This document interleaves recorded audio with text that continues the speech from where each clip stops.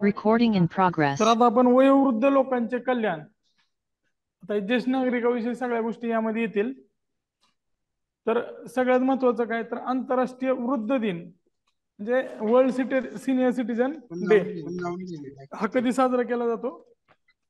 1 October. आता हे लक्षात कसं ठेवायचं, तर आपण गांधीजीचा फोटो कधी पण वृद्धावस्थेतच बघितला. नॉर्मली फोटो जास्त करून नोटावर असतो, तर त्यांच्या जन्माचा आदला दिवस ओल्ड गांधीच्या जन्माचा पहिला दिवस असं लिहा तिथं, म्हणजे तुमच्या लक्षात राहील.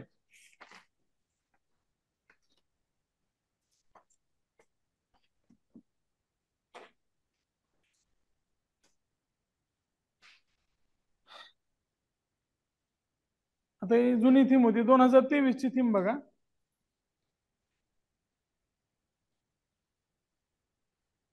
2023 ची थीम काय? Resilience of older person. Resilience of older person in a changing world. बदलत्या युगात त्यांना जुळवून घेण्यासाठी सक्षम करणे ही 2023 ची थीम होती. 23 चे रेझिलन्स 23 चे एकदा चेक करा.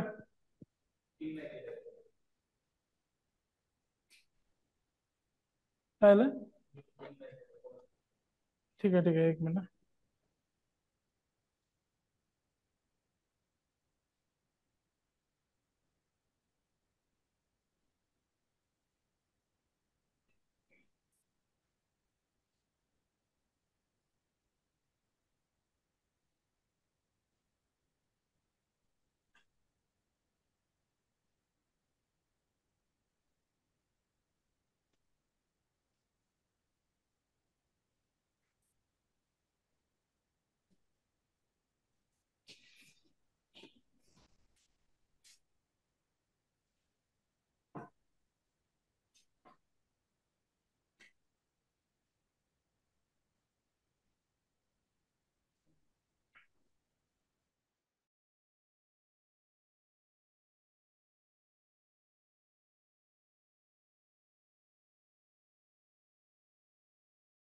लिहून घ्या.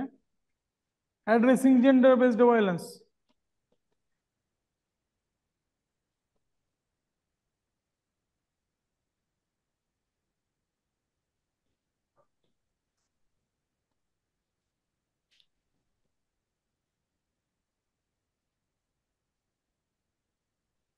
In older ways. आता बघा, आपला ज्यावेळेस पेपर असेल या वर्षीचा तो ऑक्टोबर मध्ये असेल, तर कदाचित आपल्याला 22 ची थीम पण विचारली जाऊ शकते, कारण 23 ची थीम अजून म्हणजे तो दिवस साजरा झाला नाही ना. त्यावेळेस पेपर काढेपर्यंत तो 2022 च्या दिवसाचा थीम त्यांच्या समोर असणार आहे. तर 22 ची पण लक्षात ठेवा. 22 चं फक्त रिझल्ट लक्षात ठेवलं तरी पण होऊन जाईल. काय ते थीम मध्ये एडिट करत नाही. मागच्या 2-3 वर्षाच्या थीम ते ऑप्शन मध्ये टाकतात. आता अल्झायमर डे 21 सप्टेंबरला. अल्झायमर एक आजार आहे त्याच्यामध्ये मेंदूच्या पेशींना ते काम करायची क्षमता कमी होते आणि माणूस हळूहळू विसरून जातो.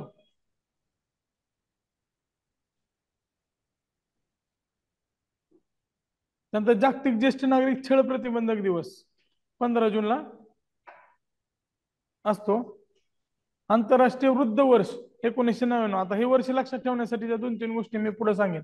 आपलं धोरण पण आलं 1999 ला, त्यामुळेच.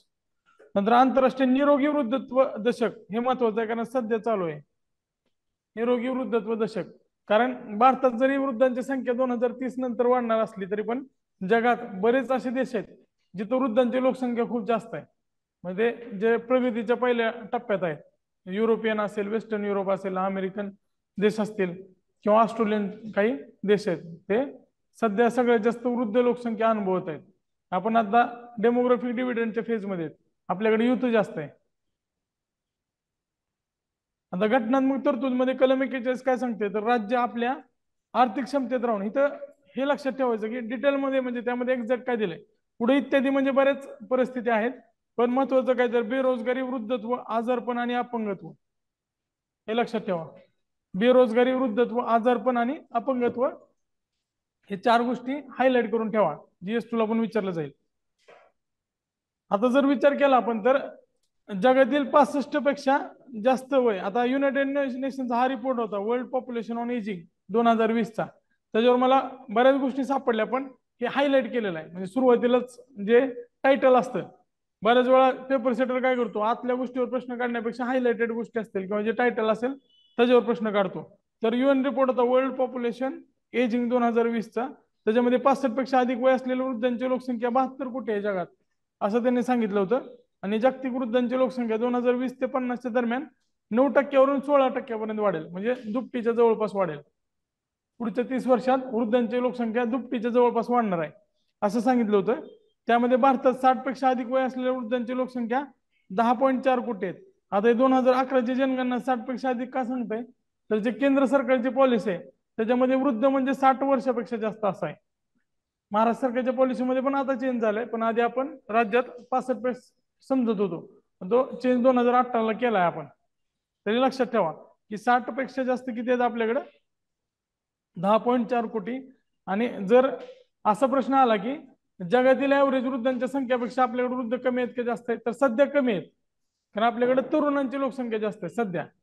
पुढच्या काळात आपल्याकडे डेमोग्राफिक डिव्हिडंडचा जो लाभ आहे तो संपणार आहे, साधारण 2036 नंतर तो वृद्धांची संख्या खूप जास्त वाढणार आहे, तरुणांपेक्षा ती पुढे वाढेल. आता तो अंदाज आहे, प्रोजेक्शन आहे. संयुक्त राष्ट्र लोकसंख्या अंदाजानुसार भारतातील वृद्ध लोकसंख्येचे प्रमाण बघा 2050 मध्ये 20% पर्यंत होणार आहे.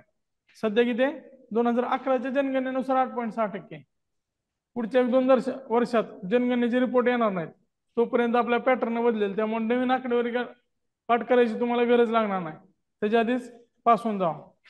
पण 11च्या आकडेवारी आपण पाठ करत आलोय आणि 21ची जनगणना अजून काय झालेली नाही. पुढच्या 2 वर्ष तर येणार नाही त्याचे आकडे फायनल. धोरण बघा, national policy on older person, आता मी सांगितलं 91 जे ते सेम काय, तर वृद्धांचं वर्ष आहे. आणि वृद्धांचं वर्ष असल्यामुळं इथं पॉलिसीचं वर्ष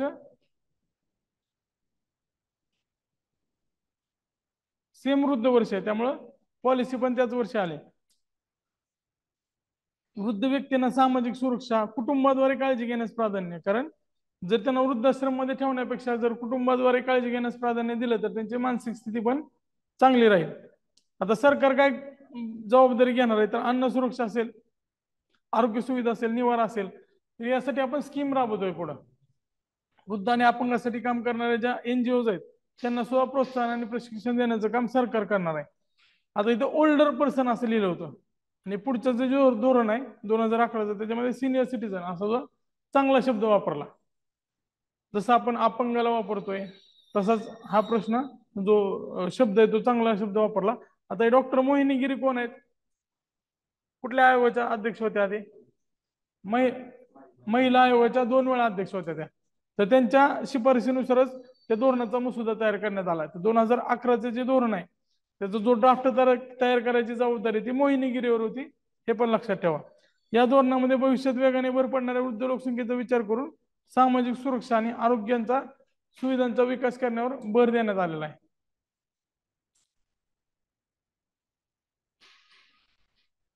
आता ह्याच्यामध्ये वृद्ध म्हणजे काय, तर 60 वर्षापेक्षा अधिक वय असणाऱ्या व्यक्तीस या धोरणानुसार वृद्ध मानलेला आहे.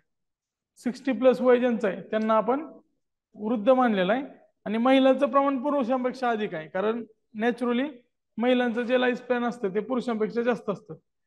त्यामुळे महिलांचं जे प्रमाण आहे वृद्ध होण्यात ते पुरुषांपेक्षा जास्तच आहे. आता त्याच्यामध्ये एकाकी वृद्ध म्हणजे काय, तर विशेषतः महिलांचे गट तयार केलं पाहिजे. जर आपल्याकडे असतं नाना नानी पार्क, आजी आजोबा एकत्रित बसण्यासाठी तो एक कट्टा असतो, तर तिथं त्यांचे गट तयार केले पाहिजे, ते इन्फॉर्मल गट असले पाहिजे. त्यासाठी प्रयत्न करा असं सांगितलेलं आहे, मानसिक आजारापासून वाचवण्यासाठी. त्यानंतर वृद्धांना प्रतिष्ठेने जगण्यात यावे यासाठी वृद्धत्व पेन्शन योजना बरेच चालू केलेले आहेत. त्यानंतर वृद्ध हे देशाचे महत्वाचे संसाधन आहे, त्यांना समान संधी आणि हक्काचे संरक्षण आणि समाजात पूर्ण सहभागाची संधी देण्यात यावी. आता ही सगळ्या धोरणात असणार आहे. आता बघा, महाराष्ट्र राज्य ज्येष्ठ नागरिक धोरण हे 2013ला आलं, आणि यामध्ये सुरुवातीला असं सांगितलं होतं की 65 वर्ष पूर्ण जे असतील ते वृद्ध असतील, बरोबर आहे का? पण आपल्या बऱ्याच योजनेमध्ये हीच डेफिनेशन कायम होती सुरुवातीला. 2018 मध्ये असं लक्षात आलं की आपण 65च्या ऐवजी काय करू, 60 वर्ष करू. आता एसटी मध्ये पूर्ण मोफत 80+ आहेत, बरोबर आहे का 85+ आहेत? आता ते पण आहे ना 65चे, सॉरी 75+ आहेत, तर त्याच्यामध्ये शेवटी आपण त्या बुस्टर मध्ये ऍड करतोय ते 75+ आहेत. आणि सध्या मागणी काय होत होती तर 60नच करा, कारण 75+ जाण्यासाठी सोबत कोणतं लागणार आहे. मात्र या धोरणामध्ये सध्या फक्त आपण 60 वर्ष सांगितलेलं आहे, ऍक्च्युअल स्कीम मध्ये इम्प्लिमेंट केलेलं नाही. मला सांगायचं काय उद्देश आहे तुम्हाला, की धोरणामध्ये सगळ्या ज्या गोष्टी असतात ते फक्त धोरणापुरतेच लक्षात ठेवा. हे काय ऍक्च्युअल मध्ये असेल असं नाहीये. धोरणामध्ये शिफारस केलेली असते, जसं आयोग शिफारस करतो तसं ही शिफारसीपुरतं असतं. ऍक्च्युअल स्कीम मध्येच रिफ्लेक्ट होईल का ते त्याच्यामध्ये असं शक्यतो सांगता येत नाही आपल्याला. पण धोरण पुढच्या स्कीमसाठी मार्गदर्शक असतं, जसं आपलं डीपीएसपी आहे तसंच या धोरणाचं काम असतं. या धोरणानुसार दरवर्षी 1 ऑक्टोबरला वृद्धाच्या स्थितीविषयी राज्य शासन अहवाल सादर करेल. करतं का असं, तर असं काय नाहीये, फक्त धोरणात सांगितलेलं आहे. आई वडिलांचा व ज्येष्ठ नागरिकाचा सांभाळ न करणाऱ्या मुलांची नावे सार्वजनिकरित्या जाहीर करण्यात यावी. आता बघा हे धोरण कधीच आहे, 2013च आहे. आणि त्यानंतर 2007ला कायदा आला होता, त्याच्यामध्ये जे सिनियर सिटीजन आहेत त्यांचं सांभाळ न करणाऱ्या व्यक्तींची नावं ग्रामपंचायतीच्या फलकावर वगैरे लावण्यात यावी असं त्या कायद्यात सांगितलं होतं. हे तरतुदी त्या कायद्याने अंमलात आणल्या. या वृद्ध अपंग विषयी कार्य करणाऱ्या जे एनजीओ आहेत त्यांना प्रोत्साहन द्यायचं, हे सुद्धा यामध्ये महाराष्ट्राच्या धोरणात सांगितलेलं आहे. 2013चं महाराष्ट्राचं धोरण हे लक्षात ठेवा. 2018 मध्ये त्यामध्ये सुधारणा करण्यात आलेली आहे.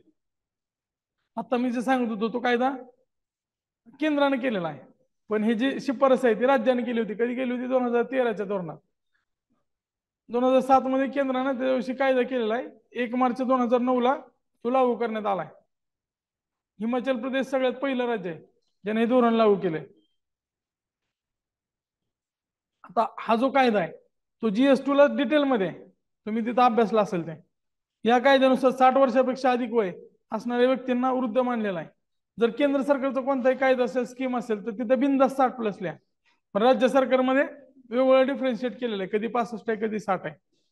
या कायद्याच्या कलम 7 नुसार अंमलबजावणीपासून 6 महिन्याच्या आत राज्य शासनाने प्रत्येक, हे 3 चुकून आलाय, उपविभागात न्यायाधिकरण स्थापन केलं पाहिजे.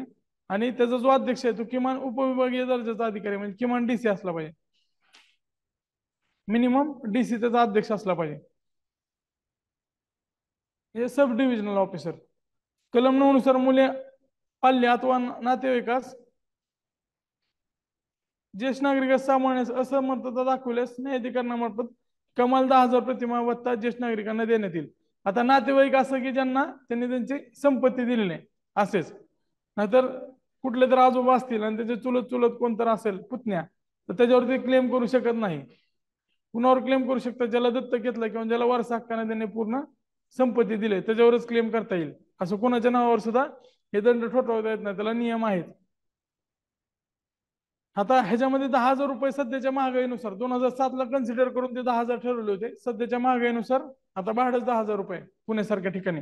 त्यामुळं त्याच्यामध्ये दुरुस्ती प्रस्तावित आहे, अजून चालू आहे त्याच्याविषयी कारवाई. कलम 15 नुसार काय सांगितलं की न्यायाधिकरणाच्या आदेशाविरुद्ध अपील करण्यासाठी किमान जिल्हाधिकारी दर्जाचे अधिकारी अध्यक्ष असतील. आता हे कॉमन सेन्स आहे. जर खाली उपविभागीय अधिकारी असला तर त्याच्यावरचाच अधिकारी असणार ना वर, त्यामुळे अपील अधिकारी किमान जिल्हाधिकारी असतील. कलम 19 काय सांगते तर प्रत्येक जिल्ह्यात साधारण 150 क्षमता असणारे वृद्धाश्रम स्थापनेची तरतूद केलेली आहे. तर हे प्रश्न आपल्याला GS3 मध्ये सुद्धा येऊ शकतात, गेल्या जसं विचारले त्यांनी. तर 2010ला दिवशी नियम बनवले, जसं अॅट्रॉसिटी ऍक्ट होता 1995ला, 89चा कायदा 95ला नियम बदलले आणि आता ते नियम पण काढून टाकले 2016च्या दुरुस्तीनुसार. तर नियम 2010 मध्ये बनवलेले आहेत. त्यानुसार ज्येष्ठ नागरिक राज्य परिषद असेल आणि जिल्हा समिती सुद्धा स्थापन करण्यात येईल. आता वयोवृद्ध लोकांचे कल्याण, इंदिरा गांधी राष्ट्रीय वृद्धत्व पेन्शन योजना आता महाराष्ट्रात राबवताना 2 योजना सोबत राबवल्या जातात. आता मी काय केलंय पुस्तकात, राष्ट्रीय स्तरावरच्या योजना वेगळीकडे दिलेत आणि राज्य स्तरावरच्या वेगळीकडे दिलेत, पण ह्याची जी पेन्शन आहे ती एकत्रित करून दिली जाते. इंदिरा गांधी प्लस श्रावणबाळ. श्रावणबाळ आपल्या राज्याची योजना आहे. आणि ज्यांना कोण नाही, विधवा, जे एकटे राहणार आहेत, त्यांना आपण संजय गांधी निराधार राबवतो. मात्र श्रावणबाळ प्लस इंदिरा गांधी या दोन्हीला एकत्रित करून आता शिंदे सरकारनं मागच्या महिन्यात एक मंत्रिमंडळात निर्णय घेतला होता, अजितदादा यायच्या आधी. जून मध्ये. तर ती शेवटची कॅबिनेट होती अजितदादा यायच्या आधी.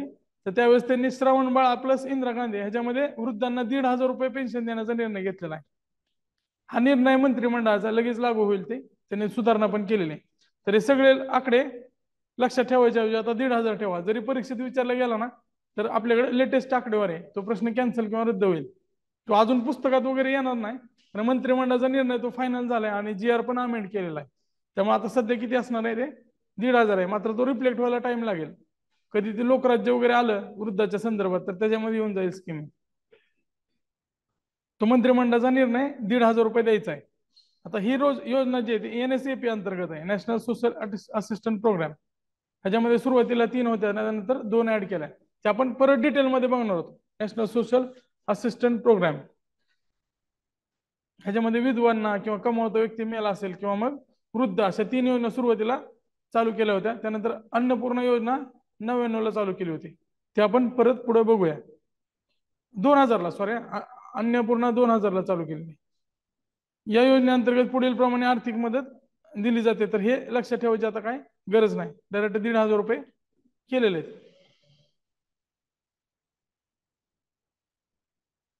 आता integrated program for older person IPOP 1992 ला सुरू करण्यात आलं. त्याच्यामध्ये राहणीमान सुधारणे, अन्न, औषध, निवारा, करमणुकीचे साधनं या सगळ्या गोष्टी देऊन वृद्धांना सुखी बनवणं अशी होलिस्टिक योजना होती. आता ही होलिस्टिक योजना आहे, अमरेला स्कीम आहे. त्याच्यामध्ये वृद्धाश्रम आहे, समुपदेशन म्हणजे काउन्सिलिंग सेंटर आहेत, मानसिक आरोग्य केंद्र आहेत, डे केअर सेंटर आहे, फिरते वैद्यकीय उपचार केंद्र आहेत, स्किल डेव्हलपमेंट सेंटर आहेत, वृद्धांचे संघ आहेत, नंतर ज्येष्ठ नागरिकांच्या संघटना आहेत, नंतर वृद्धांच्या स्वयंसहायता गट आहेत, सेल्फ हेल्प ग्रुप आहेत. आता हे कार्यक्रम कोणामार्फत राबवले जाईल तर स्थानिक स्वराज्य संस्था म्हणजे महानगरपालिका, ग्रामपंचायत वगैरे राबवतील, शाळा राबवतील, कॉलेज किंवा NSS किंवा NGO मार्फत. राष्ट्रीय सेवा योजना सुद्धा हे राबवू शकतात. आणि याला जे अनुदान आहे ते केंद्र शासनाकडून 90 ते 100% अनुदान मिळणार आहे. Integrated program for older person यासाठी तुम्ही जर काउन्सिलिंग सेंटर तयार केले किंवा डे केअर तयार केले, वृद्धाश्रम तयार करा, काही तयार करा, मात्र त्यासाठी केंद्र सरकार 90 ते 100% अनुदान देणार आहे. नंतर राष्ट्रीय वयोश्री योजना आंध्र प्रदेशच्या नेल्लोर मधून ह्याची सुरुवात करण्यात आली 2017 ला. शारीरिक दृष्ट्या जे कमकुवत आणि अपंग असणार आहेत आणि दारिद्र्य रेषेखालील जे वृद्ध आहेत त्यांना सहाय्यक उपकरण दिले जातील. यामध्ये 60 वर्ष किंवा त्यावरील व्यक्तींचा समावेश. वृद्धालय केंद्र सरकारची योजना आहे, म्हणजे डोळे झाकून 60+ असणार आहे, ते लक्षातच ठेवायचं आहे. त्यामध्ये बघा या योजनेअंतर्गत काय काय दिले जाणार आहे तर हे 8 गोष्टी लक्षात ठेवा. चालण्याची काठी, वॉकिंग स्टिक तर असणारच आहे, वॉकर 4 पायी, ते 4 पायी तुम्ही बघितले असेल. नंतर श्रवण यंत्र, आवाज कमी होतो, आवाज येण्याची जी क्षमता आहे किंवा घेण्याची क्षमता आहे ती कमी होते. कुबड्या आहेत, 3 पाय आहेत, चालण्यासाठी 4 गोष्टी आहेत. नंतर व्हील चेअर आहे, चष्मा, दाताची कवळी आणि श्रवण यंत्र. हे बेसिक गोष्टी आहेत, कमी खर्चात येणार आहेत. तर या 8 गोष्टी मोफत दिले जाणार आहेत. आता ॲलिम्को ही संस्था माहिती आहे, पुढे येणार आहे. त्यासाठी आर्टिफिशियल लिम्ब ती कॉर्पोरेशन आहे, तर ती पुढे येईल. तर आपण ॲलिम्को विषयी पण डिटेल बघूया. ॲलिम्को ही संस्थाच मुळात अपंग आणि वृद्धांना ज्या सहाय्यक उपकरण आहेत ते बनवण्यासाठी सरकारने सुरू केलेले आहे. तर ॲलिम्को मार्फत या उपकरणाची वाटप आणि अंमलबजावणी केली जाते. तर प्रधानमंत्री वयोवंदना योजना ही अरुण जेटली यांनी सुरू केलेली आहे, हे लक्षात ठेवा. 21 जुलै 2019, फक्त 2019 तरी लक्षात असणं गरजेचं आहे. शेवटी आपण एक लिस्ट तयार करायची. 2019 ला कोणत्या कोणत्या योजना तयार झालेल्या आहेत, 2020 ला कोणत्या सुरू झालेल्या आहेत. साधारण कन्फ्युजन कुठून होते तर 2014 नंतर योजनांचा ढीग आला. प्रत्येक गोष्टीसाठी एक एक योजना नवीन तयार केली गेली आणि त्याच्यानंतर परत एक अमरेला योजना तयार करून, जसं आता शक्ती योजना, 8-10 योजना त्यामध्ये टाकल्या गेल्या, उपयोजना वगैरे. त्यामुळं ते कन्फ्युजन दूर करण्यासाठी आपण काय करू, सगळा सिलेबस संपला की एक पान तयार करायचं 2014, त्याच्यामध्ये इकडं असे बाण करायचे. नंतर बाल असेल, महिला असेल, वृद्ध असेल, अपंग असेल, त्या प्रत्येकाच्या ज्या योजना आहेत त्या 2014 एका साईडला लिहून काढायच्या. म्हणजे त्या पानावर गेलं ना तुम्हाला तर ते वर्ष लक्षात राहील. कारण जर पूर्ण प्रश्नपत्रिका बघितली तर किमान 7-8 प्रश्न या वर्षावर तुमचे चुकू शकतात. तर 8 प्रश्न तर फिक्स होतील ते, ज्यावेळेस तुम्हाला या वर्ष लक्षात राहतील. फक्त GS3 मध्येच नाही तर GS4 मध्ये पण ह्याचा फायदा होईल आणि कदाचित GS2 मध्ये काय कलम किंवा त्या संदर्भात शिक्षण वगैरेच्या योजना आल्या तर GS2 मध्ये पण शिक्षणासंदर्भाच्या योजनात फायदा होतो. आता वयोवंदना योजना काय तर एक प्रकारची पेन्शन योजना आहे, पण ह्याच्यामध्ये पेन्शन मध्ये काय फरक आहे तर त्याच्यामध्ये जे ठेव आहे म्हणजे जर समजा बऱ्याच वेळा काय होतं रिटायर झाल्यानंतर किंवा प्रायव्हेट मधनं पण रिटायर झाल्यानंतर तुमचे जे EPFO असतं त्याच्यामध्ये पेन्शन फंड ठेवलेलं असतं, तर पेन्शन फंड मिळतो आणि पेन्शन फंड आल्यानंतर त्या पॉलिसी तुम्हाला विकत घेता येईल एक ठेव ठेवून. सुरुवातीला त्याला 1.5 ते 7.5 लाख रुपये एवढी ठेव होती, पण आता ती 15 लाखापर्यंत ठेवता येणार आहे. त्या ठेवीवर 8% व्याज दिलं जाईल आणि तुम्ही जे ठेवलेले 15 लाखापर्यंत ठेवले असेल तर त्याच्यावर 75% कर्ज सुद्धा तुम्हाला मिळू शकणार आहे. समजा 10 लाख ठेवले तर तुम्हाला 7.5 लाख रुपये त्याच्यावर कर्ज सुद्धा मिळू शकतं आणि ती रक्कम पूर्णतः करमुक्त असणार आहे. आता ही योजना कोणामार्फत राबवली जाते? पॉलिसी आहे त्यामुळे LIC मार्फत राबवली जाते. हे खूप महत्वाचं आहे. जर मल्टीलाइनर क्वेश्चन आला तर अंमलबजावणी करणारी यंत्रणा विचारलं जाईल.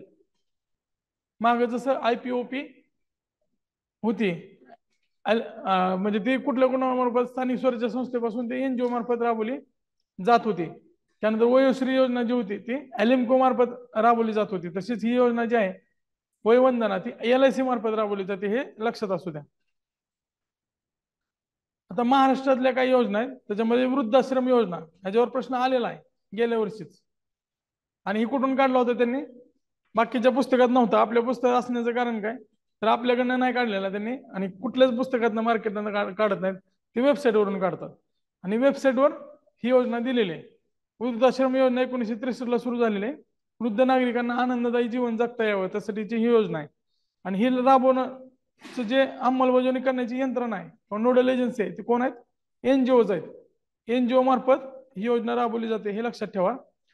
55 वर्ष पूर्ण असलेल्या महिला हे खूप महत्वाचं आहे आणि 60 वर्ष पूर्ण असलेल्या पुरुषांना लाभ देण्यासाठी ही योजना आहे, कारण महिलांना आधाराची गरज जरा लवकर असते त्यामुळे महिलांसाठी 55 वर्ष आणि पुरुषांसाठी 60 वर्ष असं वेगवेगळं दिलेलं आहे. वन लाईनरला ते देतील की महिला आणि पुरुषांनी 60 वर्ष पूर्ण केल्यानंतरच या योजनेचा लाभ घेता येतो, तर असं नाही आहे. महिलांसाठी 55 आहे आणि पुरुषांसाठी 60 आहे, हे लक्षात असू द्या. वृद्ध कलावंत मानधन योजना 1954-55 पासून ती राबवण्यात येते.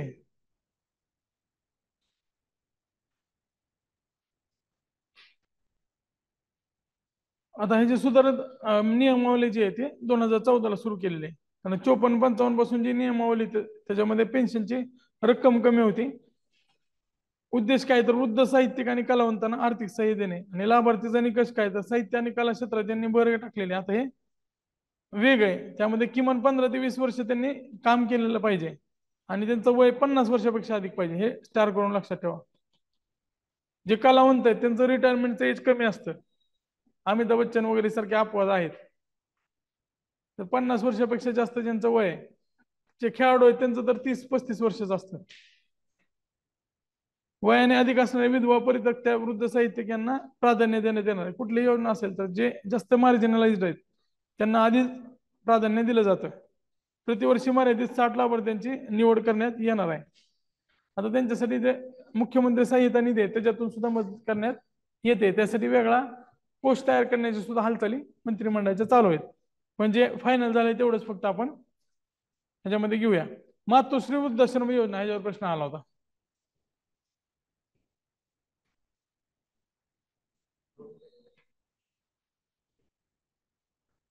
तर बघा 17 नोव्हेंबर 1995 ला मातोश्री वृद्धाश्रम योजना सुरू झाली. आता मातोश्री योजना ही युतीच्या काळात दिलेली आहे,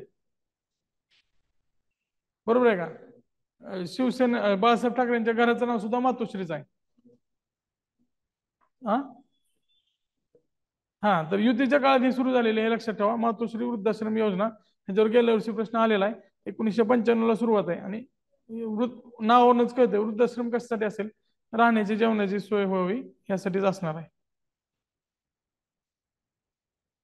आता ही योजना मुंबई व्यतिरिक्त आहे हे लक्षात असू द्या. 30 जिल्ह्यामध्ये सुरू करण्याचा निर्णय घेण्यात आला होता त्यावेळेस आणि तशीच माहिती वेबसाईटवर आहे. त्यावेळेसचे जिल्हे आहेत ते.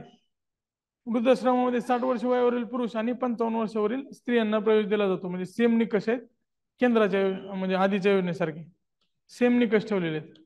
आधीची जी योजना होती तसेच 60 ते 55 असं सेम निकष आहेत. नंतर श्रावण बाळ सेवन राज्य निवृत्ती वेतन योजना. आता फक्त लक्षात काय ठेवायचं तर ह्याची सुरुवात 2004 ला झालेली आहे. जी Indira Gandhi old age pension scheme आहे ते 1995 चे आहे आणि 2004 चे आहे.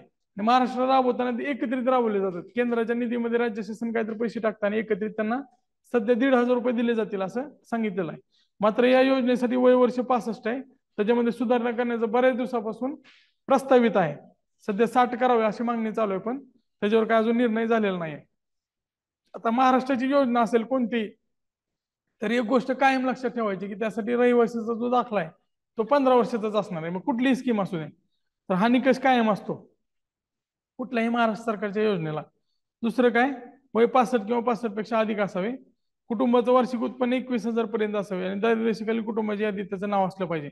तहसीलदाराचं वगैरे ते काम आहे त्यांना स्कीम चालू करायचं. अशा लाभार्थ्यांना प्रतिमाह 600 रुपये प्रति लाभार्थी निवृत्ती वेतन देण्यात येत होतं. आता किती आहे ते 1,500 आहे.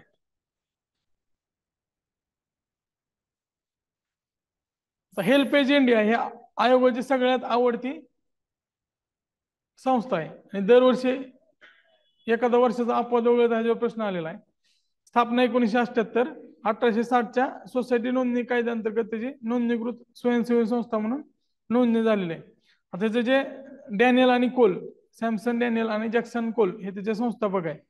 आता ह्याचं काम काय, हेल्पेज इंडिया ह्याचं जे लॉंग फॉर्म आहे, सॉरी ह्याचं जे ब्रीद वाक्य ते पण लक्षात ठेवा. Fighting isolation poverty and neglect. म्हणजे वृद्धांना काय काय गोष्टीचं टेन्शन असतं किंवा ताण असतो, तर किंवा त्यांना समस्या कोणत्या असतात, तर पहिला असतो आयसोलेशन, एकटेपणा, त्यांच्याकडे कोण लक्ष देत नाही. दुसरं पॉवर्टी म्हणजे गरिबी आणि निग्लेक्ट म्हणजे लोक दुर्लक्ष करतात, कुटुंबातीलच लोक दुर्लक्ष करतात. तर ह्या गोष्टी विरुद्ध लढा देण्यासाठी हेल्पेज इंडिया काम करते. हेल्पेज अशा समाजाची कल्पना करते जिथे वृद्धांना सक्रिय, निरोगी आणि सन्माननीय जीवनाचा अधिकार असेल. कोविड-19च्या काळात मदतकारी आणि लोकसंख्येच्या समस्या प्रयत्नामध्ये संस्थेनं महत्वाचं काम केलेलं आहे आणि त्यासाठी UN पॉप्युलेशन अवॉर्ड 2020 न सन्मानित होणारी ही पहिली आणि एकमेव भारतीय संस्था ठरलेली आहे. युनायटेड नेशनचा पॉप्युलेशन अवॉर्ड त्यांना मिळालेला आहे. नंतर त्यांचे उपक्रम कोणते कोणते, तर mobile health care unit. Mobile म्हणजे काय, तर फिरणार गाडीमध्ये असतं ते. मोतीबिंदू शस्त्रक्रिया केंद्र आहे. एज केअर हेल्पलाईन आहे, जर वृद्धांना काय इमर्जन्सी मदत पाहिजे असेल तर त्यांची हेल्पलाईन सुद्धा आहे. नंतर ज्येष्ठ नागरिकांचे जे डे केअर सेंटर त्यांनी उभे केलेले आहेत, काळजी केंद्र उभे केलेले आहेत. फिजिओथेरपीची गरज असते, कारण जर समजा तुम्हाला इंजुरी झाली असेल कोणती, तर फिजिओथेरपीने ते बरी करता येऊ शकते. आणि कोविड-19च्या काळात त्यांनी रिस्पॉन्स टीम तयार केली होती आणि त्या रिस्पॉन्स फोर्समुळेच त्यांना UN पॉप्युलेशनचा तो अवॉर्ड मिळालेला आहे. नंतर दुसरी महत्वाची आहे एज केअर इंडिया. ह्याचं ब्रीथ काय, तर live and grow care gracefully. Live and grow gracefully म्हणजे जगण्यासाठी त्यांच्या ज्या आवश्यक गोष्टी ते द्यायच्या आणि त्यांच्या जगण्यामध्ये आनंद घेऊन येणं, हे एज केअर इंडियाचं काम आहे. 1980 ची स्थापना आहे त्याची. वृद्ध व्यक्तींच्या कल्याणासाठी ते मूलभूत जेरेट्रिक सेवापासून, आता हे जेरेट्रिक म्हणजे काय किंवा वृद्धांविषयी काम करणं त्याच्याविषयी आलं होतं यावेळेस 2022च्या मुख्य परीक्षेमध्ये. बरेच जणांनी ते जेरेट्रिक असं उत्तर लिहिलं, कारण ते बऱ्याच वेळा वापरलं होतं. तर ते आपण अनालिसिसच्या वेळेस बघूया. आता ही एज केअर इंडिया सुद्धा हेल्पलाईन आणि सपोर्ट ग्रुप चालवते आणि गरज असेल त्यावेळेस काउन्सिलिंग सुद्धा करते. आता ह्याच्या ज्या एक्स्ट्रा गोष्टी आहेत ते आपण लगेच बघूया.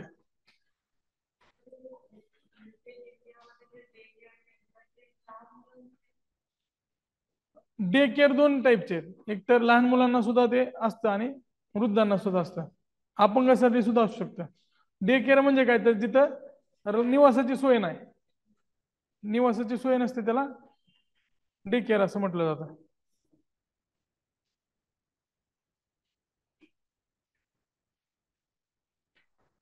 दोनच मिनिटं आपण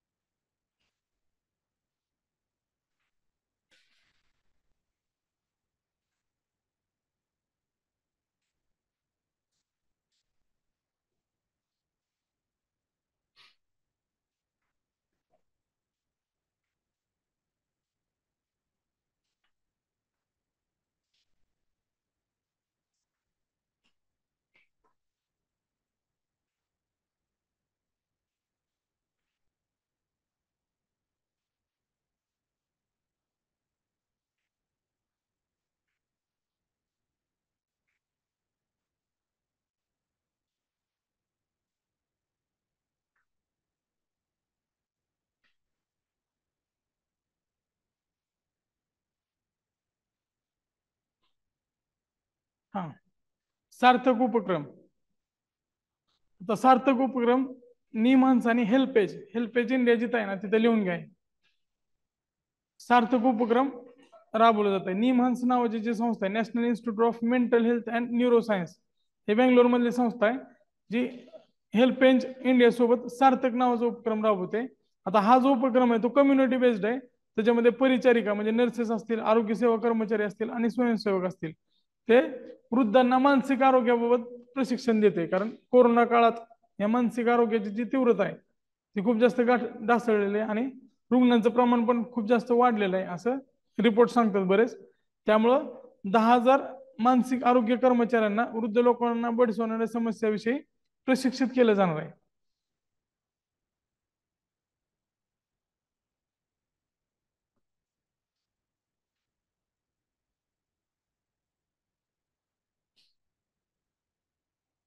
तर तेवढी एकच ऍडिशनल योजना ऍड करून घ्या किंवा त्याला आपण उपक्रम सुरू केलेला आहे. कोणी निमान्स आणि हेल्पेज इंडिया नावाचं एनजीओ दोघांनी मिळून हा उपक्रम सुरू केलेला आहे.